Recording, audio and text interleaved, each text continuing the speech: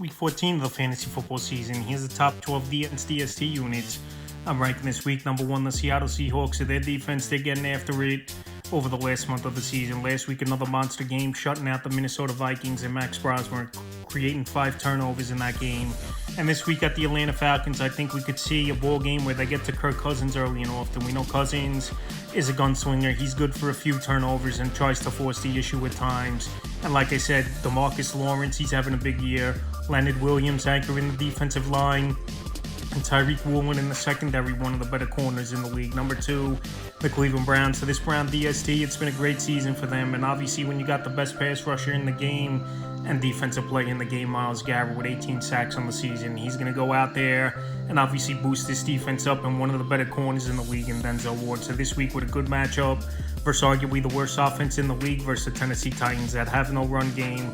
Cam Ward don't really have any receivers that he could count on, and guys who could go out there and make plays. I think this could be a big game for Cleveland this week. Number 3, the Denver Broncos. So the Broncos defense definitely had some lapses in last week's game with Surtain back in the lineup, but this week it's a good matchup with the Vegas Raiders. Geno Smith, he's been a turnover machine, taking big sacks, throwing a lot of interceptions.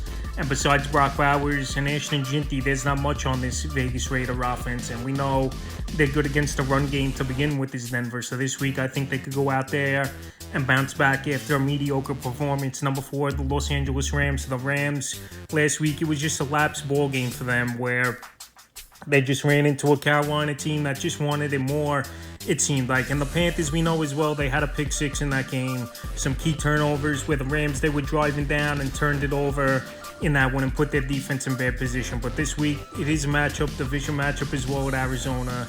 Indoor game where last week they had to deal with the rain and stuff, so that obviously changes things. But the thing is, Arizona does move the football, but also as well, Brissett, he's good for a couple turnovers and take a few sacks, I think, in this one. Even though Arizona, I still think, could put up anywhere from 27 point range possibly. Number 5, the Philadelphia Eagles. So this Eagle defense, the last couple weeks, it hasn't looked as good as it did a few weeks ago where they shut down the Lions and the Green Bay Packers. Came back and won that game. And the Bears last week had their way rushing over 150 yards on the ground versus defense. So this week they travel to Los Angeles Chargers. Herbert's not going to be 100% if he gives it a go in this one. And I just think Philadelphia, they're going to take out the run early in this game, try to make Herbert one-dimensional, and Quentin Johnston for the most part and Keenan Allen, they've been struggling the last month of the season. So if they can limit Ladd McConkey in this one, I think this defense will be fine.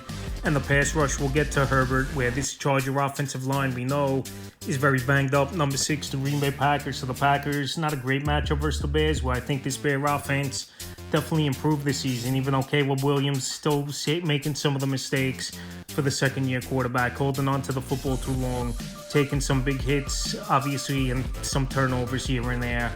But the last couple weeks, this Bears defense has led them to victory more than their offense. And I think that'll play in the hands of the Green Bay Packers. So the Packers, one of the better defenses in the league.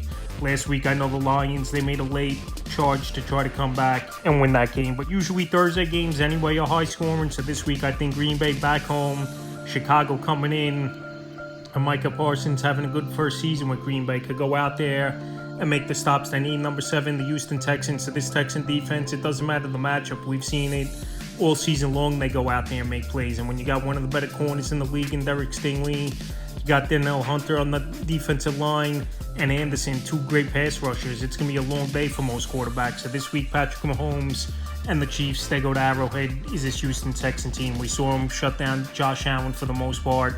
8 sacks in that ball game in Week 12. And last week, holding a talented Indianapolis team down to only 16 points and only 85 yards rushing on the ground for Taylor. So this Texan team, they're matchup-proof defense. And I think Kansas City will still get their points, mid-20s, maybe low 30s. But still, they're going to get some pass rush on Mahomes. Last week, Dallas got a lot of pressure, but he escaped a lot of those plays. But I think Houston this week is a good start, regardless, even in a tough matchup. Number 8, staying in the same game, the Kansas City Chiefs. So this Chief defense, last couple weeks, they haven't looked great as this Chief defense. I know they squeaked it out in Week 12 versus Indianapolis, but they were moving the football pretty well versus defense. And then last week, the Dallas Cowboys had their way up and down the field, scoring 31 points. But this week versus the Texans, where their run game's pretty much non-existent with Woody Marks and Nick Chubb on most weeks, and CJ Stroud the last couple seasons has taken a step back. I think Kansas City, with their back against the wall 6-6, and with the Texans ahead of them on the schedule, they're going to go out there and play a good defensive game. And like I said, if you could limit Nico Collins a little bit in this one, it's going to make everything easier for Kansas City. Number 9, the Tampa Bay Buccaneers is a 1-week streaming option. It's a good matchup versus the New Orleans Saints. Going back early in the season, they held them to 3 points. Was the same team. They had a couple turnovers, found the end zone on a pick 6 as well.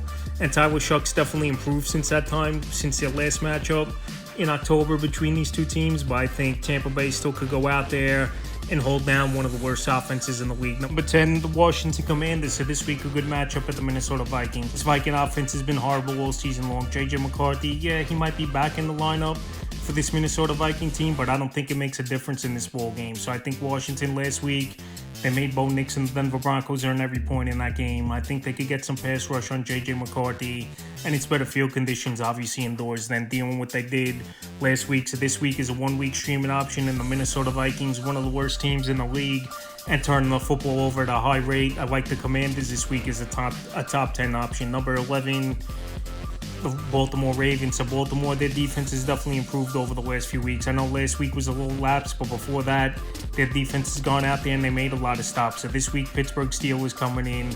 Aaron Rodgers, obviously not 100%, multiple fractures in the hand, and also took a big hit last week and possibly broke his nose and got his bell rung, was Rodgers. And now Rodgers, he's at the point of pointing his fingers once again at his teammates, and that's where bad things happen. So this week, with the turmoil going on over there in Pittsburgh, I know they added Adam Thielen, even though I don't think he's going to do much in his debut with the Steelers team. I think Baltimore goes out there in a big home game for the division lead, both teams 6-6, and has a good one this week, even though their defense for the majority of the season hasn't been great. And the 12th and final DST I'm ranking is the Miami Dolphins. So this week, a good matchup at the New York Jets. I know the Jets offense has been a little bit better over the last few weeks since Tyrod Taylor has been inserted to the starting lineup as the quarterback, but still they're down Garrett Wilson.